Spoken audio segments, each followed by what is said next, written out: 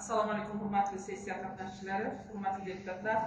Xalq deputatlari Urgut tuman kengashining navbatdagi 27-sessiyasi tuman kengashining 27-sessiyasini 29 nafar deputatlardan 24 nafari ishtirok etmoqda. 5 nafar deputatimiz uzrli sabablarga ko'ra ishtirok eta olmayapti. Sessiya ishida xalq deputatlari, Urgut tuman kengashi deputatlari, tuman hokimining tegishli o'rinbosarlari, huquqni muhofaza qilish organlari rahbarlari, davlat va nodavlat tashkilot rahbarlari hamda ommaviy axborot vositalari vakillari ishtirok etmoqda. Sessiya o'z ishini boshlash vakolatiga ega. Sizlarning ijozatlaringiz bilan xalq deputatlari Urgut tuman kengashining navbatdagi 7-chaqiriq 27-sessiyasini ochish to'g'risida taklifni kiritaman. Ochilsin degan taklif tushyapti. Ochilsin degan taklifni ma'qullagan deputatlar qo'l ko'tarib tasdiqlashni so'rayman. Rahmat. Qarshilar yo'q, betaraflar yo'q. Bir ovozdan tasdiqlandi. Xalq deputatlari Urgut tuman kengashining navbatdagi 7-chaqiriq 27-sessiyasini ochiq deb e'lon qilaman.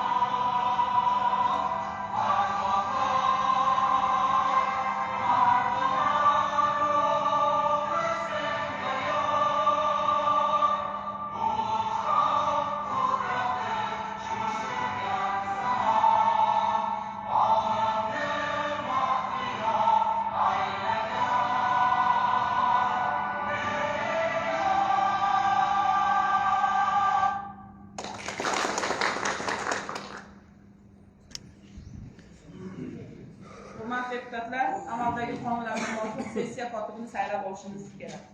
18-Yangi saylov okrugidan saylangan deputat Nurmahmadov Sherzod Baxtiyorovni sessiya kotibi deb saylash taklifi kiritiladi. Boshqa takliflar bormi? Bo'lmasa ushbu taklifga qo'shilgan deputatlar qo'l ko'tarib munosabat bildirishlarini so'rayman. Rahmat. Qarshilar yo'q, betaraflar yo'q. Bir ovozdan tasdiqlandi. Marhamat, Sherzod Baxtiyorov ishga kirishingizni so'rayman.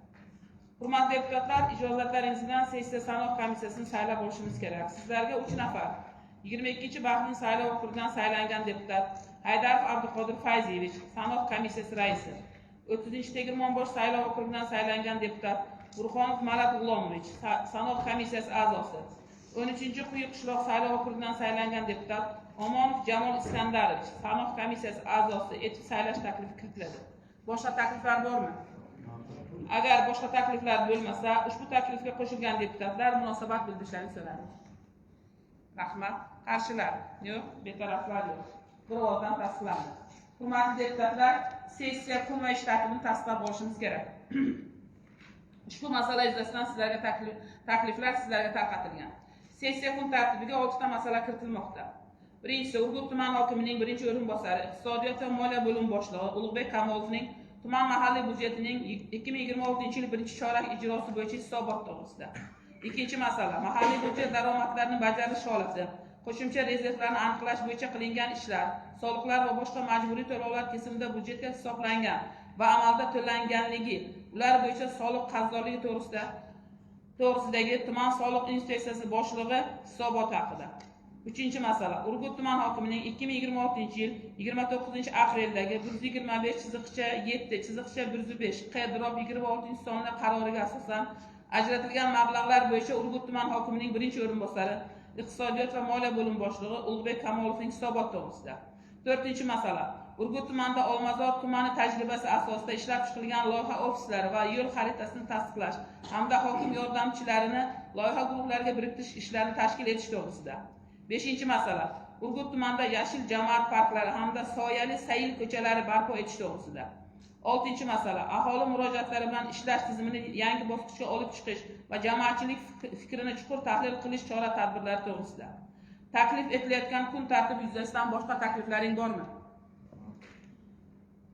Agar bo'lmasa, ushbu kun tartibiga qo'yilgan masalalar tasdiqlansin degan deputatlar munosabat bilishlarini so'rayman. Rahmat. Qarshilar yo'q, betaraflar yo'q. Kun tartibi tasdiqlandi. Hurmatli deputatlar, sessiya reglamentini tasdiqlab olishimiz kerak. Quyidagi sessiya reglamenti taklif qilinmoqda. Ma'ruzachilar, hisobot va axborot beruvchilar uchun 10 daqiqadan, partiya guruhlari vakillariga va xalq deputatlari tuman kengashi deputatlariga ma'ruzachiga savol berish uchun 3 daqiqagacha va hisobot bo'yicha muzokara uchun 5 daqiqagacha. Amaldagi tartibga muvofiq kun va ish tartibi bo'yicha tuman kengashi doim komissiyalari, partiya guruhlari fikr, mulohaza va takliflar berishlari mumkin. Sessiya reglamenti bo'yicha qo'shimcha takliflaring bormi?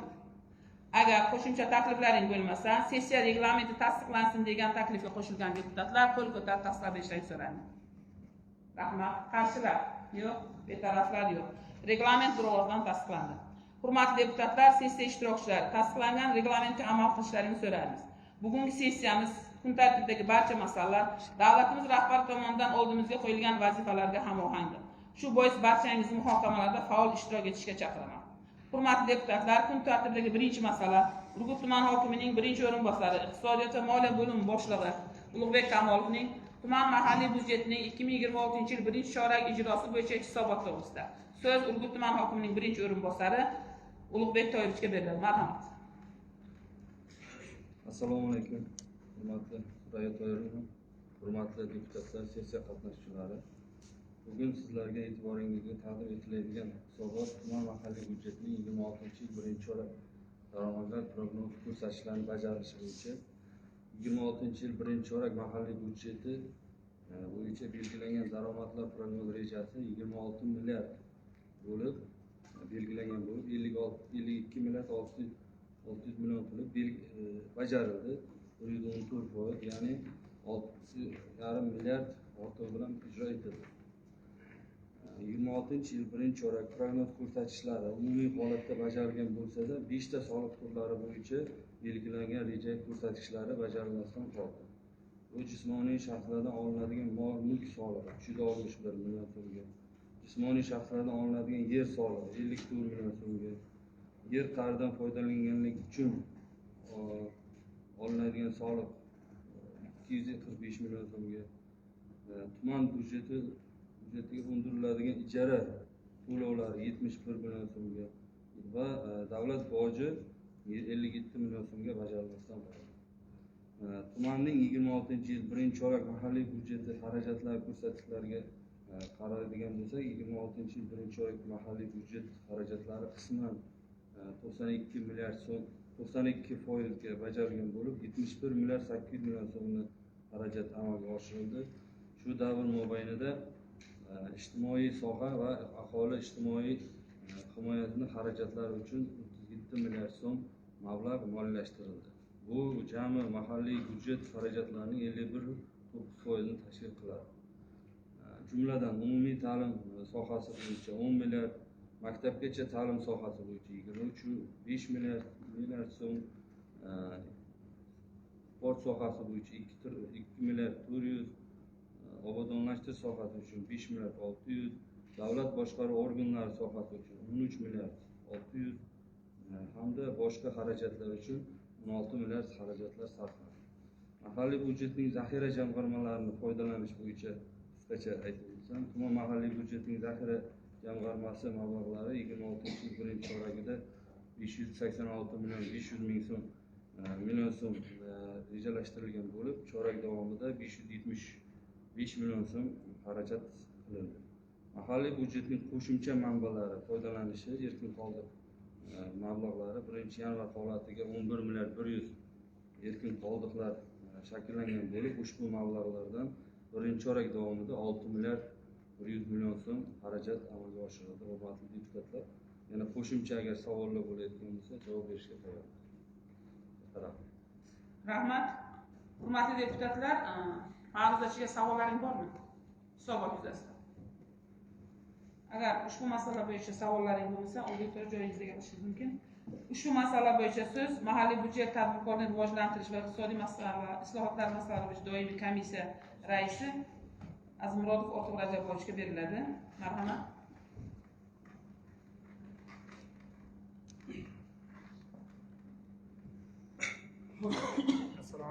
Assalomu alaykum hurmatli deputatlar, sessiya ishtirokchilari.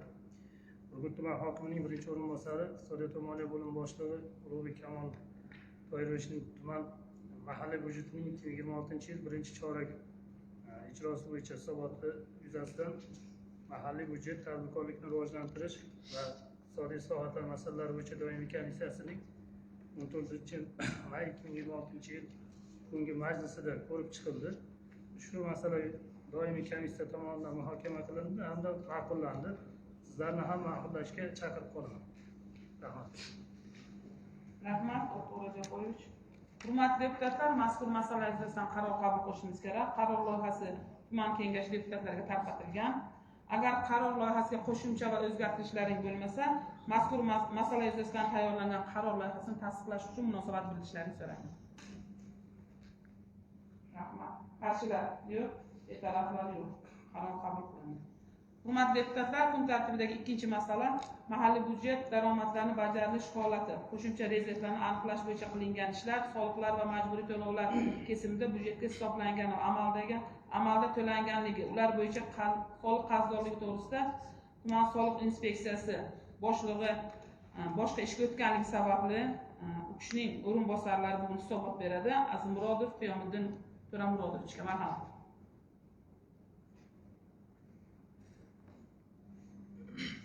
Assalomu alaykum. Sessiya qatnashchilari, hurmatli deputatlar. Urgut tuman xalq deputatlari kengashiga Urgut tuman soliq inspeksiyasi 2026-yil birinchi chorakda belgilangan soliq tushumlarining o'z vaqtida undirilishi, unga oid prognoz ko'rsatishning bajarilishi to'g'risida hisobot taqdim etmoqchiman. Demak, 2026-yil birinchi chorak tuman mahalliy byudjet rejasi 46,1 milliard so'm belgilangan bo'lib, haqiqatda 51,8 milliard so'mga yoki 112% ga bajarilib, 5,7 milliard so'm ortig'i bilan bajarilganligi ta'minlangan. Kontingent bo'yicha 2026-yil birinchi chorak uchun belgilangan reja 25,3 milliard so'm bo'lib, haqiqatda 26,7 milliard so'mga yoki 106% ga bajarilib, 1,4 milliard so'mga qo'shimcha tushum tushirilishi ta'minlandi. Jumladan 2026-yil birinchi chorakda jismoniy shaxslarning mol mulk va yer solig'i uchun 9,3 milliard so'm reja belgilangan bo'lib, haqiqatda 10,3 milliard so'mga bajarilib, 101% ga bajarilgan hamda 1 milliard so'mga qo'shimcha tushum tushirilishi ta'minlandi. Yuridik shaxslardan olinadigan mol mulk solig'i bo'yicha 400 million so'm reja belgilangan bo'lib, haqiqatda 500 million so'mga yoki rejaga nisbatan 109% ga bajarilganligi ta'minlandi. Aylanmadan olinadigan soliq bo'yicha 308 milliard so'm reja belgilangan bo'lib, haqiqatda 4,2 milliard so'mga yoki reja 110% ga bajarilib, 400 million so'm qo'shimcha tushum tushirilishi ta'minlandi. Jismoniy shaxslardan olinadigan daromad solig'i bo'yicha 2,5 milliard so'm reja belgilangan bo'lib, haqiqatda 2,7 milliard so'mga yoki reja 109% ga bajarilib, 200 million so'm qo'shimcha tushum tushirilishi ta'minlandi. Byudjet daromadlari bo'yicha tushumlar o'tgan yilning birinchi choragi bilan solishtirilganda, o'tgan yil 2025-yil birinchi chorakda 22,2 milliard so'm bajarilgan bo'lsa, bu yil 2026-yil birinchi choragida 26,7 milliard so'mga tushumlar 4,5 milliard so'mga yoki 120% o'sishga erishildi. Jismoniy shaxslarning yer va mol-mulk solig'i bo'yicha tushumlar o'tgan yilning birinchi choragi bilan solishtirilganda 2 milliard so'mga yoki 126% ga o'sishga erishilganligi ko'rish mumkin.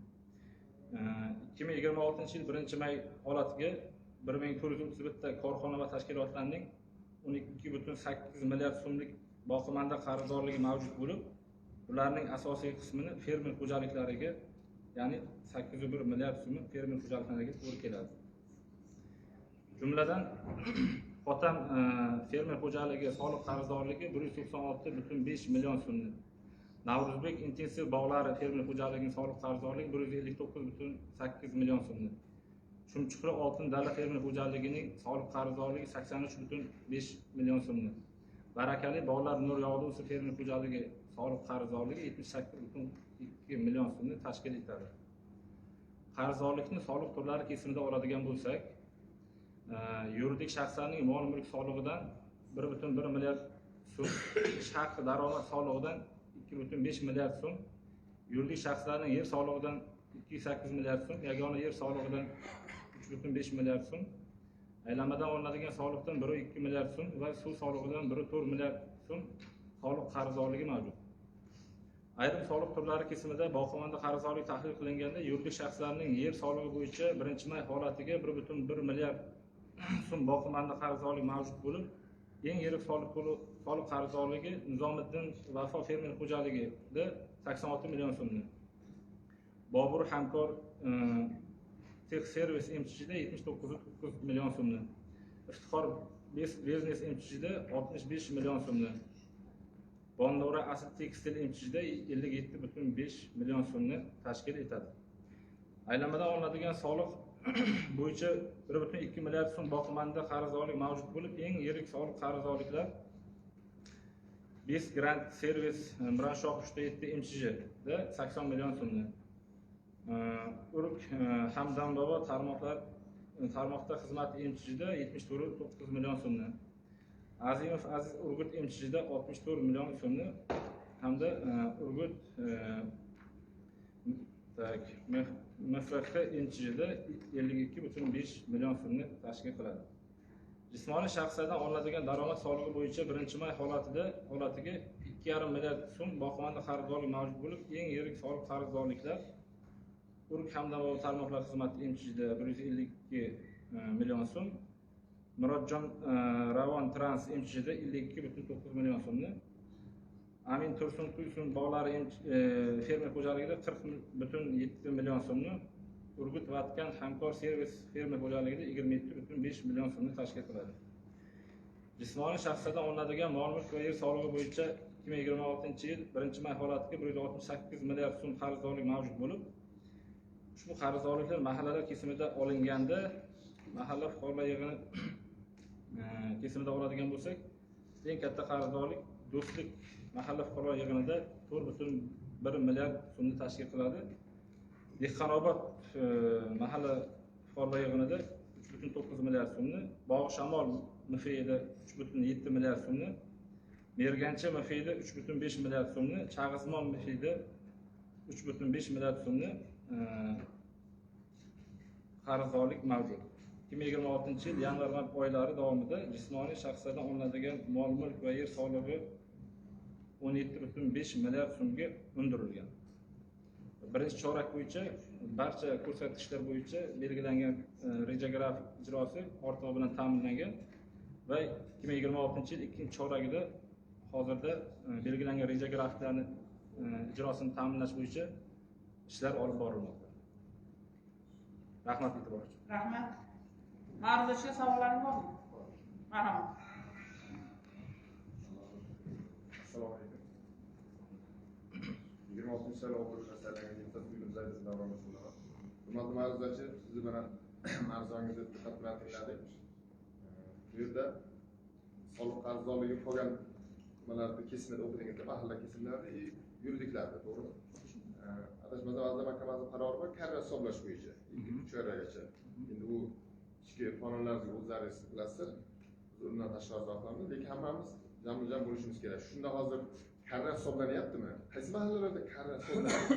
Bir namuna qilib ko'rsatib berdilaringizmi xalqqa, bir mahalla raislarning o'rtasidami? Bu davlatimiz topshirig'i bo'lgan albatta. Hammamiz oldimizga, birinchi navbatda soliq oldik, to'g'rimi? Mana shunga bir oydinlik keltirsan oldindan. Rahmat, savol uchun oldindan rahmat. Bu bo'yicha jismoniy shaxslardan olinadigan mol mulk va yer soliqlari bo'yicha noqonuniy egallangan holati aniqlangan taqdirda kadastr organlari tomonidan soliqqa qo'shimcha axborot taqdim qilinadi va bu bo'yicha soliq qonunda belgilangan 3 karra, ya'ni belgilangan stavkani 3 karra miqdorida oshig'i bilan qo'shimcha soliq hisoblash amalga oshiriladi hamda undiriladi. Bu bo'yicha hozirda deyarli barcha mahallalarda qo'shimcha 3 karra soliq hisoblanishi mavjud. Bu bo'yicha hozir yangidan kadastr tomonidan xatlov ishlari amalga oshirilmoqda va o'sha 3 karra qo'shimcha soliq hisoblanmasligini oldini olish maqsadida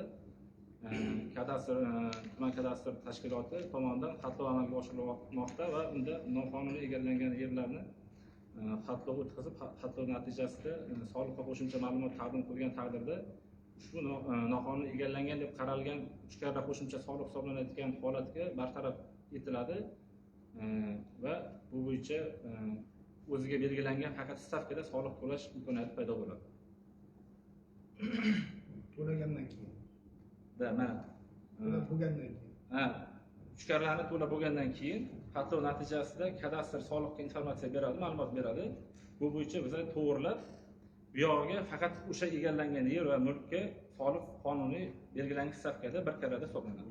E'tirof berilsagina, bular kengashdan sessiya ko'rilgandan keyin e'tirof berilsagina ruxsat beriladi. Albatta, xuddi shunday. Yani savollaring bormi? Marhamat. Assalomu alaykum.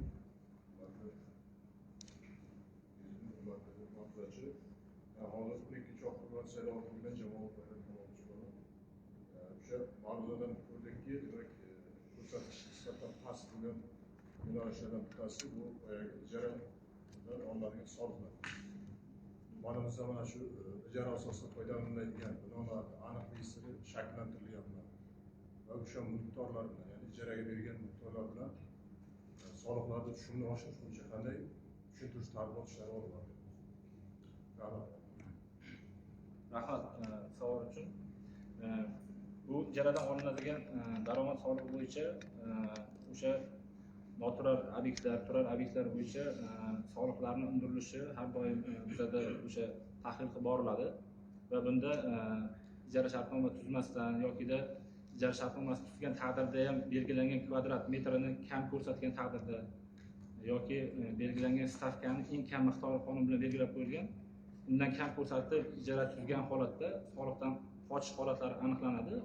Bu bo'yicha tegishli o'rganishlar va tahlillar olib bormoqdamiz hamda bu bo'yicha o'sha aniqlangan noturar va turar obyektni egalariga yuridik shaxsni, jismoniy shaxsni belgilangan tartibda xabarnomalar yuborilgan va shu xabarnomada nima xatolikka yo'l qo'yganligi ko'rsatib o'tilgan va bu bo'yicha ular tomonidan ijobiy hal qilib o'sha ijara shartnomasida noto'g'ri tuzilgan yoki summasini kam ko'rsatgan yoki kvadrat metrini kam ko'rsatgan va soliqdan qochish holatlari o'sha xabarnomada ko'rsatilgan va bunga o'sha tashkilot yoki yuridik jismoniy shaxs tomonidan o'sha noturar obyekt egasi tomonidan hozirgacha bartaraf qilib kelinmoqda va bu hozir ham davom etmoqda bartaraf qilinish holatlari. Shu nuqtai nazardan ushbu masala bo'yicha tegishli chora-tadbirlar amalga oshirilmoqda. Rahmat. Mani taklifim bor edi. Hozir ma'ruzangizda aytib o'tdingiz. Asosan fermer xo'jaliklarini qarzdorligi juda ham katta ekan. Xuddi shunday. Keyingi sessiyaga taklif beriladi. Qishloq xo'jaligi boshqarmasi ham taklif etdingizlar, kadastr. Shu sohaga taalluqli barcha idoralar, tashkilotlar taklif etdi. Masalan, mahalla jamg'armasi, kadastr, qishloq xo'jaligi, va boshqa tashkilotlar, o'zi mana ekologiya turibdi shu yerda bajarilmagan yer qa'ridan foydalangani uchun soliq ulug'bek to'lash mavzusiga hozir ko'rdim. 8%ga 84% bajarilgan ekan. Bajarish holatda juda kamda. Vaholanki Urgutda o'sha yer osti va yer ustidan foydalanish darajasi sizda ham nazoratingizda soliq bilan birga. Aslida siz nazorat qilishingiz kerak, soliqqa tortishingiz kerak. Keyingi sessiyalarda o'sha ma'ruza tayyorlanib yoki hisobotlarni buni kengashib ko'ramiz.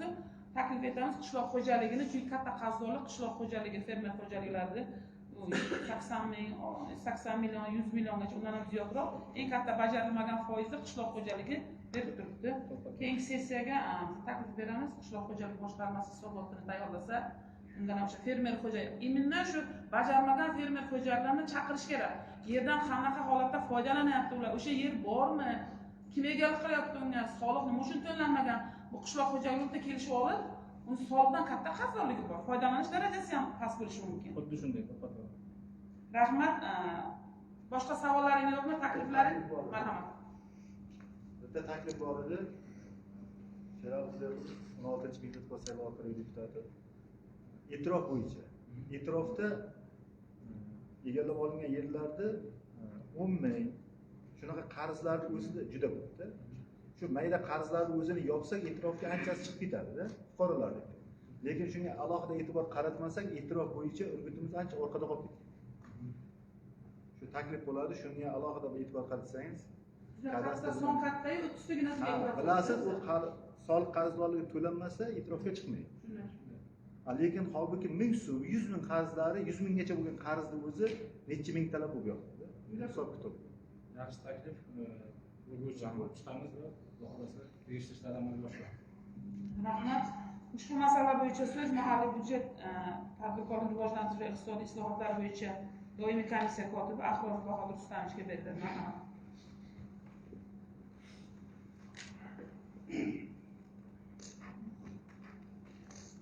Assalomu alaykum, hurmatli deputatlar, sessiya ishtirokchilari. Mahalliy byudjet daromadlari bajarilishi holati, qo'shimcha rezervlarni aniqlash bo'yicha qilingan ishlar, soliqlar va boshqa majburiy to'lovlar kesimida byudjetga hisoblangan va amalda to'langanligi, ular bo'yicha soliq qarzdorligi to'g'risidagi tuman soliq inspeksiyasi boshlig'i hisoboti yuzasidan mahalliy byudjet tadbirkorlikni rivojlantirish va iqtisodiy islohotlar masalalari bo'yicha doimiy komissiyasining 2026-yilning 14 may kuniga majlisda ko'rib chiqildi. Ushbu masala doimiy komissiya tomonidan muhokama qilindi va ma'qullandi. Sizlarni ham ma'qullashga chaqirib qolaman. Rahmat. Hurmatli deputatlar, mazkur masala yuzasidan qaror qabul qilishimiz kerak. Qaror loyihasi sizlarga tarqatilgan. Agar qaror loyihasiga qo'shimcha o'zgartirish takliflaring bo'lmasa, ovozga qo'yaman. Ushbu qaror loyihasi tasdiqlansin degan deputatlar qo'l ko'tarib tasdiqlab so'rayman. Rahmat. Qarshilar yo'q, betaraflar yo'q. Qaror qabul qilindi. Kun tartibidagi 3-masala Urgut tuman hokimining 2026-yil 29-apreldagi 125/7/105/Q-26 sonli qaroriga asosan ajratilgan mablag'lar bo'yicha Urgut tuman hokimining birinchi o'rinbosari iqtisodiyot va moliya bo'limi boshlig'i Ulug'bek Kamolovning hisoboti. So'z Ulug'bek To'rishga beriladi. Marhamat.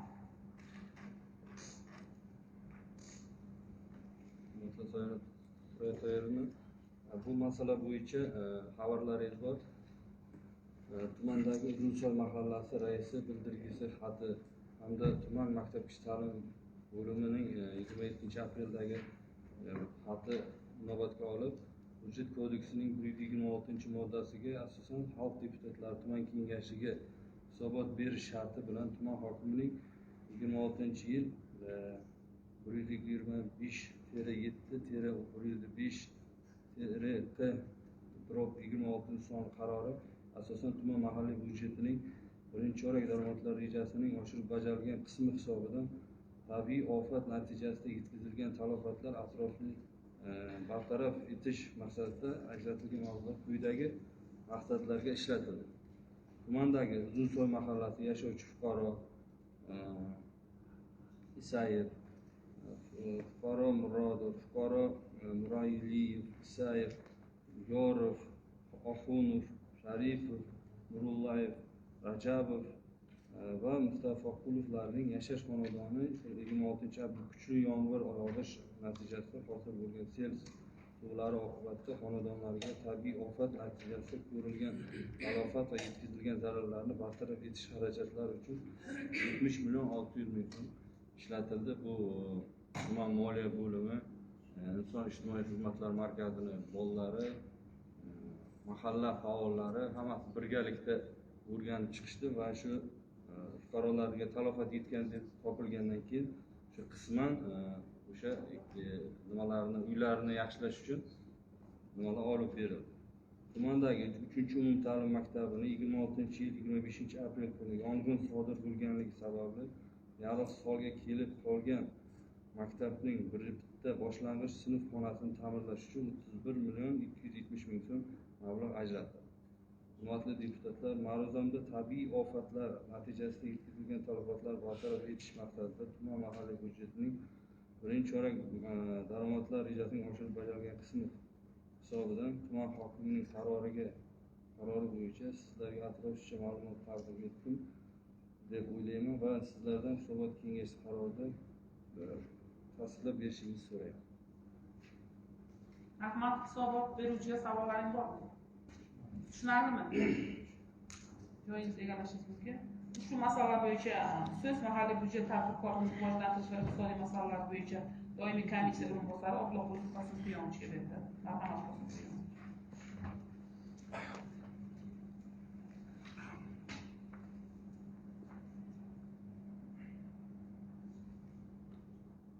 Assalomu alaykum hurmatli deputatlar, sessiya ishtirokchilari. Bugun tuman hokimining 2026-yil 29-apreldagi 125/7/105/Q-26 sonli qaroriga asosan ajratilgan mablag'lar bo'yicha Urgut tuman hokimining birinchi o'rinbosari Iqtisodiyot va moliya bo'limi boshlig'i Kamolov Ulug'bek Toyirovichning hisoboti mahalliy byudjet tadbirkorlikni rivojlantirish va iqtisodiy islohotlar masalalari bo'yicha doimiy komissiyasining 2026-yilning 14-may kungi majlisida ko'rib chiqildi. Ushbu masala doimiy komissiya tomonidan muhokama qilindi va ma'qullandi. Sizlarni ham ma'qullashga chaqirib qolaman. Hurmatli deputatlar, ushbu masala yuzasidan qaror qabul qilishimiz kerak. Qaror loyihasi sizlarga tarqatilgan. Qaror loyihasiga qo'shimcha va o'zgartirishlar bo'lmasa, ovozga qo'yaman. Ushbu qaror loyihasi tasdiqlansin degan deputatlar munosabat bildirishlarini so'rayman. Rahmat. Qarshilar yo'q, betaraflar yo'q. Rahmat.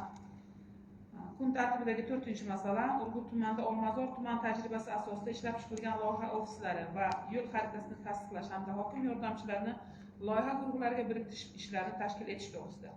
Ushbu masala bo'yicha so'z Urgut tuman hokimining birinchi o'rinbosari Ulug'bek Toyirovichga. Marhamat, Ulug'bek Toyirovich. Hurmatli deputatlar, sessiya qatnashchilari, Urgut tumanida Olmazor tajribasi asosida tashkil etilgan loyihalar guruhining yo'l xaritasiga muvofiq 26-yilda amalga oshirish chora-tadbirlar taqdimoti to'g'risida qisqacha ma'lumot berib o'taman. O'zbekiston Respublikasi Prezidentining 26-yil 5-fevraldagi 26-yilda hududlarni yangicha yondashuv asosida rivojlantirish orqali aholi daromadlarini oshirish, barqaror ish o'rinlarini yaratish hamda kambag'allikni qisqartirish chora-tadbirlari to'g'risidagi 40-sonli qarorlariga asosan 50 ta tuman va shahar bo'yicha biznes reja ishlab chiqilib, hokim yordamchilari loyiha guruhlarini biriktirilib, shu bilan birga Olmazor tajribasi asosida loyiha guruhlari tashkil etilib, 26-yilga mo'ljallangan yo'l xaritasi ishlab chiqildi. O'zbekiston Respublikasi Vazirlar Mahkamasi 26-yil 16-fevralda viloyat markazlari va yirik shaharlarda Olmazor tumani tajribasi asosida ishlab chiqilgan biznes rejalarni tasdiqlash hamda hokim yordamchilari loyiha guruhlariga biriktirish ishlarini tashkil etish to'g'risida o'tkazilgan yig'ilishning 4-son bayoni 9-bandi loyiha guruhlarining yo'l xaritasiga muvofiq 26-yilda amalga oshiriladigan chora-tadbirlarning taqdimoti xalq deputatlari tuman kengashi majlislarida ko'rib chiqilishi belgilangan. Urgut tumanida Olmazor tajribasini joriy etish bo'yicha tuman hokimligi tomonidan quyidagi chora-tadbirlar belgilab olinganini ma'lum qilaman. Tumanda mahalla ixtisoslashuvi, joylashuvi imkoniyatlari va salohiyatdan kelib chiqib 26-yilda 12 ta mahallalarda Olmazor tajribasini joriy qilish, Olmazor tumani misolida hokim yordamchilarining faoliyatini jihatdan yangi bosqichga olib chiqish bo'yicha 4 ta loyiha ofisi 3 ta yo'nalish tashkil etish bo'yicha kelishib olingan.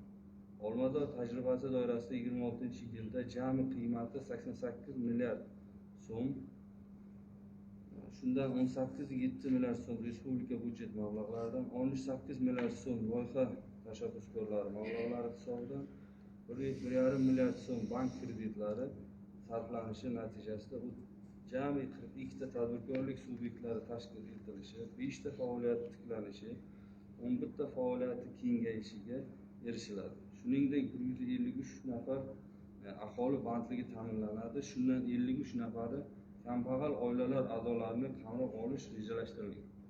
Mazkur tadbirni amalga oshirish bo'yicha Olmazor tajribasi asosida tumanni ijtimoiy-iqtisodiy rivojlantirishga qaratilgan kompleks chora-tadbirlar dasturi ishlab chiqilib, dasturga ko'ra tumanda bir qator ishlar amalga oshirilishi belgilab olindi. Jumladan, gavjum ko'chalarni tashkil etish birinchi loyiha ofisi yo'nalishida tumandagi Navoiyshoh ko'chasi 2-3 kilometr atrofida joylashgan Do'stlik, Navro'z, Pastki Qalangar va Kamardon mahallalarida bog'lovchi Islom Karimov ko'chasi tunu kun 27/7 rejimda ishlaydigan ko'chaga aylantirish orqali savdo va servis loyihalarini amalga oshirish yo'nalishida o'z ichiga oladi. Loyiha ofisi tarkibiga 4 ta mahalla Do'stlik, Navro'z, Pastki Qalangar va Kamardon kiritilgan bo'lib, loyiha guruhi rahbari sifatida Do'stlik mahallasi bo'yicha hokim yordamchi Tillayev tayinlangan. Ikkinchi, sohil va kanal bo'ylarini ikkinchi loyiha ofisi yo'nalishida yuqori Qalangar, Istiqlol va Mozortepa mahallalarida Urgutsoy sohil bo'yi 1 kilometrini obodonlashtirish va ko'kalamzorlashtirish evaziga yangi soy bo'yi turizm xizmatlari sohasini rivojlantirish hamda savdo va xizmat ko'rsatish obyektlarini tashkil etish o'z ichiga oladi. Loyiha ofisi tarkibiga 3 ta mahalla Yuqori Qalangar, Istiqlol va Mozortepa kiritilgan bo'lib, loyiha guruhi rahbari sifatida Yuqori Qalangar mahallasi bo'yicha hokim yordamchisi Shodmonov tayinlangan. Turizmni rivojlantirish 3-loyiha ofisi yo'nalishida Shirboq ota, Xo'jaydur mahallalari ziyorat turizm markazlari bilan biri bo'lgan Shirboq ota ziyoratgohini obodonlashtirish va ko'kalamzorlashtirish orqali turizm xizmatlari sohasini jadal rivojlantirish, shuningdek savdo va xizmat ko'rsatish obyektlarini tashkil etish o'z ichiga oladi. Loyiha ofisi tarkibiga 2 ta mahalla Shirboq ota va Xo'jaydur kiritilgan bo'lib, loyiha guruhi rahbari sifatida Shirboq ota mahallasining hokim yordamchisi Mirzayev belgilandi.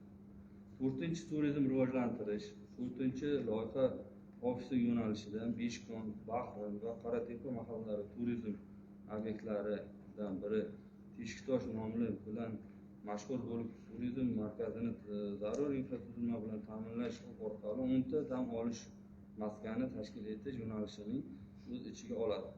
Loyiha ofisi tarkibiga 3 ta mahalla Beshkon, Bahrin va Qoratepa kiritilgan bo'lib, loyiha guruhi rahbari sifatida Beshkon mahallasi bo'yicha hokim yordamchisi Oltinboyev tayinlangan. Ushbu ishlar amalga oshirilish natijasida mahallada 10 ta tadbirkorlik subyekti tashkil qilinib, 34 ta ish o'rinlari yaratiladi va byudjetga 1 milliard 200 million xarajat qo'shimcha tushum erishiladi. Hurmatli deputatlar, bu har 4 ta loyihamiz o'zi dasturlarga kiritilgan, respublika byudjetida mablag'lar ajratilgan. Aminmanki, sizlarning yordamlaringiz bilan mana shu loyihalarni amalga oshiramizlar. Shu xalqimizni qiynab keladigan masalalarni yechib, kambag'allik doirasida yoki arafasida turgan oilalarni ish bilan ta'minlashga erishamiz. Katta rahmat. Rahmat. Hurmatli deputatlar, mavzuga savollaring bormi? 4 ta loyiha bo'yicha hududlaring bo'yicha qo'yilgan mana. Shirvoq ota yoki Bahrin, Beshkon masalalari bo'yicha nima muammoingiz bor? Muammo yo'qmi? Shirvoq ota tomonidan muammolaring yo'qmi? Nima qilish kerak? Qo'shimcha takliflaring bormi? O'rganyapsizmi mahallalarning ichini, ichki turizmni yaxshilash bo'yicha nima ko'zda tutilgan, tutilmagan muammolar bo'lishi mumkin-ku. Dasturga kiritilib ketiladi o'sha. So'ray tayyorlanib bu masala bo'yicha qo'shimchani mahalla raislari bilan gaplashdik. Agar kimda kim yana bo'ladigan bo'lsa, mana shu turizm rivojlangan joy yoki ichki turizmni rivojlangani yoki biza bilmasligimiz mumkin, lekin chet el fuqarolari kelib dam olayotgan yoki qo'shimcha sharoit qilayotgan masalalar bo'ladigan bo'lsa, o'rganib chiqamizda infratuzilmasini qilib berishga tayyor. Shuni aytmoqchi. Infratuzilma, svet, yo'l, suv hamda ijtimoiy yo'laklar qilib berishimiz mumkin. Savollaring yo'qmi? Rahmat. Ushbu masala bo'yicha mahalliy byudjet tadbirkorligini rivojlantirish iqtisodiy masalalar bo'yicha doimiy komissiya a'zosi Ro'zqulov Alisher Xo'janovga beriladi. Marhamat, Alisher Xo'janov.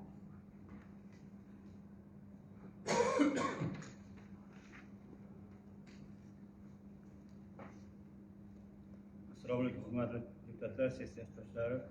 Bu tumandagi Olmazor tuman tajribasi asosida ishlab chiqilgan loyiha, ofislar va yo'l harakati tasdiqlash hamda hokim yordamchilari loyiha guruhlariga biriktirish ishlarini tashkil etish to'g'risidagi tuman hokimining birinchi o'rinbosari, iqtisodiyot va moliya bo'limi boshlig'i Kamol To'yrovning hisoboti mahalliy byudjet va tadbirkorlikni rivojlantirish va iqtisodiy islohotlar masalalari bo'yicha doimiy komissiyasining 2026-14 may kungi majlisida ko'rib chiqildi. Shu masala doimiy komissiya tomonidan muhokama qilindi va ma'qullandi. Sizlarni ham ma'qullashga chaqirib qolaman. Rahmat. Hurmatli deputatlar, mazkur masala yuzasidan qaror qabul qilishimiz kerak. Qaror loyihasi sizlarga berilgan. Agar qaror loyihasiga qo'shimcha o'zgartirish takliflaring bo'lmasa, ushbu qaror loyihasi tasdiqlansin degan deputatlar qo'l ko'tarib tasdiqlab berishlarini so'rayman. Rahmat. Qarshilar yo'q, betaraflar yo'q. Qaror bir ovozdan tasdiqlandi. Kun tartibidagi 5-masala Urgut tumanida yashil jamoat parklari hamda soyali sayl ko'chalari barpo etish to'g'risida. Ushbu masala bo'yicha qisqacha tushuncha berish uchun so'z Urgut tuman ekologiya va iqlim o'zgarishi bo'lim boshlig'i Oblomurodov Asliddin Alisher o'g'liga beriladi. Marhamat, Alisher. Asliddin Alisherovich. Assalomu alaykum, hurmatli deputatlar, sessiya ishtirokchilari. Xabarlaringiz bor. Urgut tumanidagi mana shu Do'stlik Mergancha, Kamangaron va Vag'ashti mahallasi Urgut qurugidan Navoiy tomonga ketishda ko'chani chap tomonida salomatlik yo'lagi tashkil etilgan. Ushbu hududda zelion zonasiga, ya'ni yashil hududiga soyali sayr ko'cha tashkil etish uchun soya beradigan daraxt turlari tanlab olingan. Lola daraxti, magnoliya, kashtan, yapon kiparisi shunaqa turdagi daraxtlar tanlab olingan. Bunda 9 kilometr 300 metr masofa, hozir aytib o'tgan mahallalarimda 6,5 kilometr. Bundan tashqari Kenagas mahallasi o'zim Perkroskadan Dehqonobod mahallasiga tutash hududdagi POM oldigacha bo'lgan 2 kilometr 800 metr qismi ham xuddi shunday daraxtlar bilan soyali sayr ko'chalar tashkil etiladi. U yerda ham salomatlik yo'lagi, ya'ni piyodalar yo'lagi tashkil etilgan. Bundan tashqari yashil jamoat parki barpo etilyapti. Buni mening bog'im loyihasi asosida har yili bir marta onlayn, ya'ni ochiq tanlovga qo'yiladi. Bu mening bog'im loyihasi fuqarolarni taklifiga asosan ovoz yig'ish orqali yuritiladi. Bunda Qo'ykamangaron mahallasi tanlab olinib, ya'ni Yangi O'zbekiston massividagi Qo'ykamangaron mahallasi hududida joylashgan. Shu yerda 40 sotix yer maydoni domlar orasida bo'lganligi sababli buni nomini ham yashil jamoat parki deb nomladik.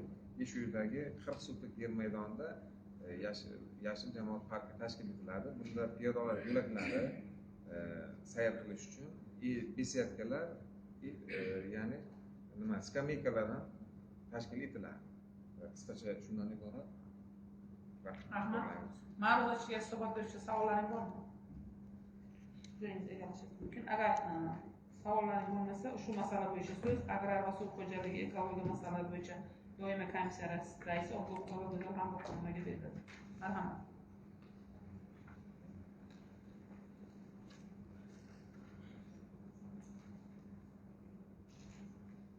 Assalomu alaykum, hurmatli deputatlar, sessiya ishtirokchilari. Urgut tumani ekologiya va iqlim o'zgarishi bo'limi boshlig'i Oblomurodov Asliddin Alisher o'g'lining Urgut tumanida yashil jamoat parklari hamda soyali sayr ko'chalar barpo etish yuzasidan hisoboti agrar suv xo'jaligi va ekologiya masalalari bo'yicha doimiy komissiyasining 2026 yilning 14 may kungi majlisida ko'rib chiqildi. Ushbu masala yuzasidan doimiy komissiya tomonidan birma-bir savol-javoblar o'tkazilib, muhokama qilindi va ma'qullandi. Sizlarni ham ma'qullashga chaqirib qolaman. Rahmat. Hurmatli deputatlar, ushbu masala yuzasidan qaror qabul qilishimiz kerak. Qaror loyihasi sizlarga berilgan. Qo'shimcha takliflaring, mulohazalaring bormi? Agar bo'lmasa, ushbu qaror loyihasini tasdiqlash bo'yicha munosabat bildirishlaringizni so'rayman. Rahmat. Qarshilar yo'q, betaraflar yo'q. Qaror qabul qilindi. Kun tartibidagi 6-masala aholi murojaatlari bilan ishlash tizimini yangi bosqichga olib chiqish va jamoatchilik fikrini chuqur tahlil qilish chora-tadbirlari to'g'risida. Ushbu masala bo'yicha qisqacha so'z Xalq deputatlari Urgut tuman kengashining korrupsiyaga qarshi kurashish va xavfsizlik masalalari bo'yicha doimiy komissiya raisi Yurlashev Allamurod Qudratovichga beriladi.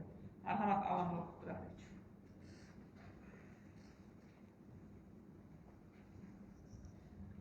Assalomu alaykum, hurmatli deputatlar, sessiya ishtirokchilari. O'zbekiston Respublikasi Prezidentining 2026 yil 13-martda o'tkazilgan aholi murojaatlar bilan ishlash tizimini yangi darajaga ko'tarish va jamoatchilik fikrini chuqur tahlil qilish masalalari bo'yicha videoselektor majlisi hamda O'zbekiston Respublikasi Prezidentining 2026 yil 4-apreldagi aholi bilan muloqot tizimini samarador tashkil qilish bo'yicha chora-tadbirlar to'g'risidagi P50 farmoni ijrosini ta'minlash maqsadida Urgut tumanida Qarshi shahar misolida aholi murojaatlar bilan ishlash tizimini samarador tashkil etish bo'yicha chora-tadbirlar rejalashtirib chiqilib, sizlarga loyihasi tarqatilgan. Chora-tadbir rejasi aholi murojaatlar bilan ishlash yechimi bo'yicha aniq bajarish mexanizmi ishlab chiqilgan.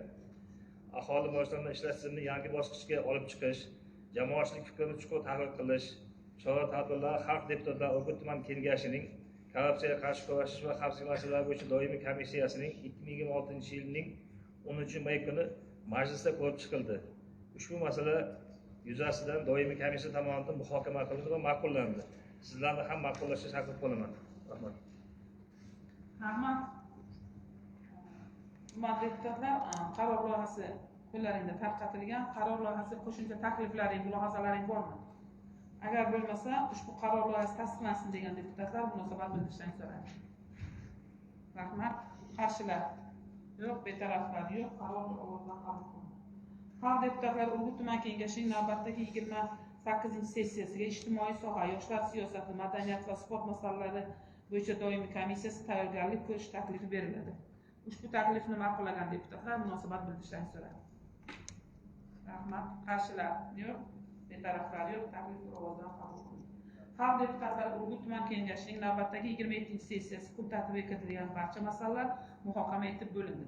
Sessiyani o'tish haqida axborot berish uchun so'z sessiya kotibi Nurmahmatov Sherzod Baxtiyorovga beriladi. Marhamat.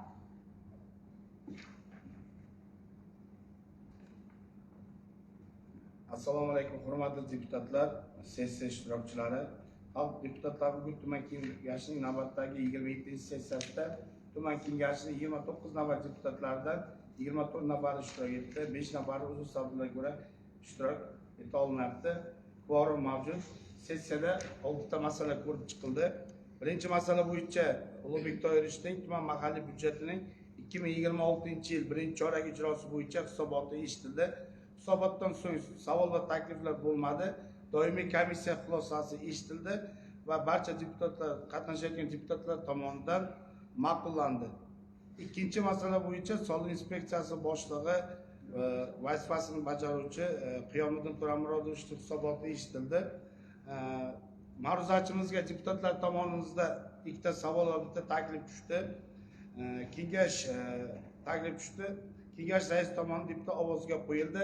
Sessiya ishtirok etayotgan 24 nafar deputatdan barchalari ushbu ma'ruzasini ma'qulladi.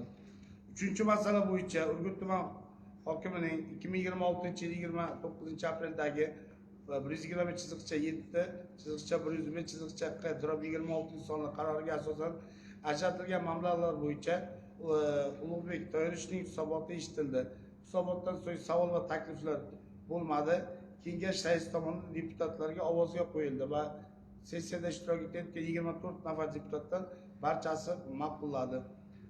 4-masala bo'yicha Urgut tumani Olmazor tumani tajribasi asosida ishlab chiqilgan loyiha ofislari va yo'l xaritasi tasdiqlash hamda hokim yordamchilarini loyiha guruhlariga biriktirish ishlarini tashkil etish to'g'risidagi Ulug'bek Toyirichning hisoboti eshitildi. Hisobotdan so'ng deputatlar tomonidan savol takliflar bo'lmadi. Kengash raisi tomonidan ovozga qo'yildi va sessiyada ishtirok etayotgan 24 nafar deputatdan barchasi ushbu loyihani ma'qulladi. 5-masala bo'yicha Urgut tuman yashil jamoat parklari hamda soyali sayr ko'chalar barpo etish to'g'risidagi Asliddin Alisherovich hisoboti eshitildi. Hisobotdan so'ng deputatlarimiz tomonidan savol va takliflar bo'lmadi. Kengash raisi tomonidan ovozga qo'yildi. Sessiyada ishtirok etgan 24 nafar deputatdan barchasi bir ovozdan ma'qulladi. 6-masala bo'yicha aholi murojaatlari bilan ishlash tizimini yangi bosqichga olib chiqish va jamoatchilik fikrini chuqur tahlil qilish chora-tadbirlari to'g'risida bo'ldi. Ushbu masala bo'yicha korrupsiyaga qarshi kurash va xavfsizlik masalalari bo'yicha doimiy komissiya raisi Allamurod Qudratlichga berildi va xulosasi eshitildi. Kengash raisi tomonidan ovozga qo'yildi va sessiyada ishtirok etayotgan 24 nafar deputatlardan barchasi bir ovozdan ma'qullandi. Urgut tumani kengashining navbatdagi 28-sessiyasiga ijtimoiy soha, yoshlar siyosati, madaniyat va sport masalalari bo'yicha doimiy komissiyasi tayyorgarlik ko'rish taklifi bir ovozdan ma'qullandi. 18-Yangiariq saylov okrugi deputati Nurmahmadov Sherzod Baxtiyorovich. Rahmat. Sessiya o'tishi haqida fikr mulohazalaring bormi? Shu bilan xalq deputatlari Urgut tuman kengashining navbatdagi 27-sessiyasini yopiq deb e'lon qildi. E'tiborlaringizni